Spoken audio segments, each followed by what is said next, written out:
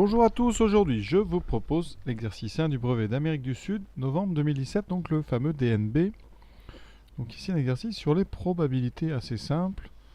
Donc on vous dit que dans une urne il y a 8 boules, indiscernables au toucher, donc vous ne pouvez pas faire différence entre chaque boule en les prenant. Et chaque boule porte un numéro. Alors ces numéros, on va les regarder, donc vous avez 8 boules, vous voyez.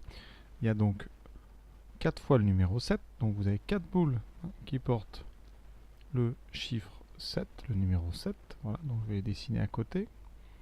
Ensuite, une boule qui porte le numéro 5, une qui porte le numéro 2.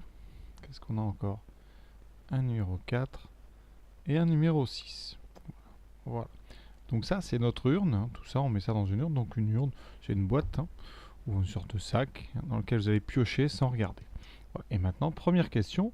Donc, si on tire au hasard une boule dans cette urne, quelle est la probabilité qu'elle porte le numéro 7? Alors, on est en situation d'équiprobabilité.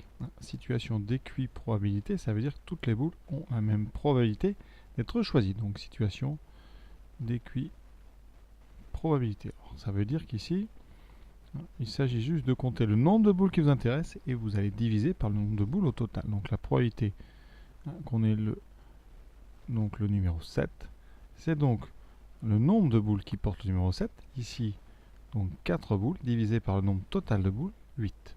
On a donc 4 sur 8, c'est-à-dire 1 demi. Si vous mettez ça en pourcentage, ça tombe juste, ça donne 50%. Donc vous avez une probabilité, on va répondre de 1 demi. Vous pouvez le mettre aussi sous forme décimale, donc 0,5. Voilà, toutes ces réponses-là sont acceptées. En général, on aime bien quand même que vous simplifiez les fractions. Donc voilà pour la première question, rien de difficile. Deuxième question. Wassim s'apprête à tirer une boule. Il affirme qu'il a plus de chances de tirer un numéro pair qu'un numéro impair. Comment faire pour savoir s'il a raison?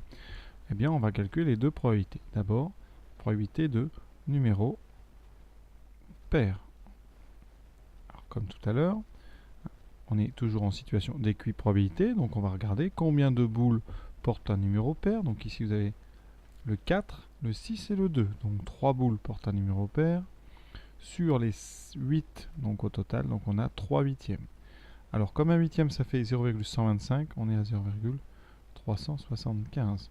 En pourcentage, ça tombe encore juste, ça fait 37,5%. Voilà. Mais vous pouvez évidemment répondre 0,375 ou 3 huitièmes. Maintenant, on va faire la probabilité d'avoir un numéro impair. Numéro impair, donc on regarde, on a les 3 numéros pairs, donc forcément 5 numéros impairs sur 8. Donc ici, eh bien on a donc 0,625, c'est-à-dire 62,5% probabilité. Donc conséquence, il a tort. Il a tort. Il y a plus de chances. Alors c'est pas vraiment de la chance, mais il y a plus de chances de tirer une boule impaire qu'une boule paire. Voilà. Vous voyez, pas de problème. Troisième question. Finalement, Wassim a tiré la boule portant le numéro 5 et il la garde. Il ne la remet pas dans l'urne et Baptiste s'apprête à tirer une boule. Alors, ce qu'il faut bien comprendre, c'est que là, l'urne a changé. Donc, on va effacer cette boule numéro 5 qui n'est plus dans l'urne. Ça veut dire que le contenu de l'urne a changé. Donc, les probabilités vont changer puisqu'on ne divisera plus par 8 mais par 7. Ici, quelle probabilité que cette boule porte le numéro 7? Donc, question 3. Il n'y a plus que 7 boules au total, dont 4 portent le numéro 7. Donc la probabilité maintenant d'avoir le numéro 7, sachant qu'on a enlevé la boule, ici numéro 5, cette probabilité, ça sera donc les 4 boules qui ont le numéro 7 divisé par le nombre de boules au total, c'est-à-dire 4 septièmes. Alors 4 septièmes, ça ne tombe pas juste, donc on ne va pas mettre ça sous forme décimale. On va le laisser sous forme de fraction irréductible.